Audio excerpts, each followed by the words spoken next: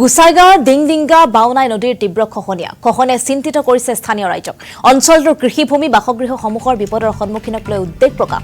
পৰ্বতঝোৰা বিধানসভাৰ বিধায়ক আশ্ৰাফুল ইছলামৰ সাদেন ভিজিট। গোসাইগাঁও মহকুমাৰ মহকুমাধিপতি উপস্থিত থাকি বুজ লৈছে পৰিস্থিতিৰ। পৰ্বতঝোৰা সমষ্টিত ঠিকাদাৰে উন্নয়নৰ কামত দুৰ্নীতি কৰিলে ৰেহাই দিয়া নহব বুলি মন্তব্য কৰে বিধায়কজনে। আৰু অতি শীঘ্ৰেই জিঅ' বেগৰ ব্যৱস্থাৰে খহনীয়া ৰোধৰ আশ্বাস দিয়ে স্থানীয় ৰাইজক।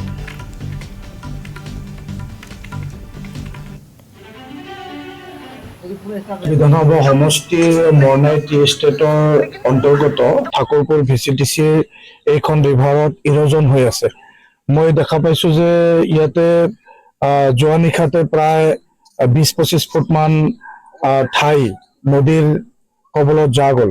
গতিকে মই তাৎক্ষণিকভাৱে আহি ৰাতিপুৱাই SDO চাহাবক, ADC চাহাবক, ৱাটাৰ ৰিচোৰ্চৰ ইঞ্জিনিয়াৰক, ৱাটাৰ ৰিচোৰ্চৰ SDO চাহাবক মাতি আনি লগে লগে তাৎক্ষণিকভাৱে ইয়াৰ যিটো ৰিমেডিয়েল মেজিউৰ্ছ সেইটো ল'বৰ কাৰণে মই পৰামৰ্শ দিছো। Within very short period of time, আজিৰ ভিতৰতে হয়তো সন্ধিয়াৰ ভাগতে হয়তো ইয়াতে বেম্বু প্ৰটেকশ্যনৰ কিবা এটা ব্যৱস্থা কৰাৰ পৰিকল্পনা তেখেতসকলে চলাই আছে।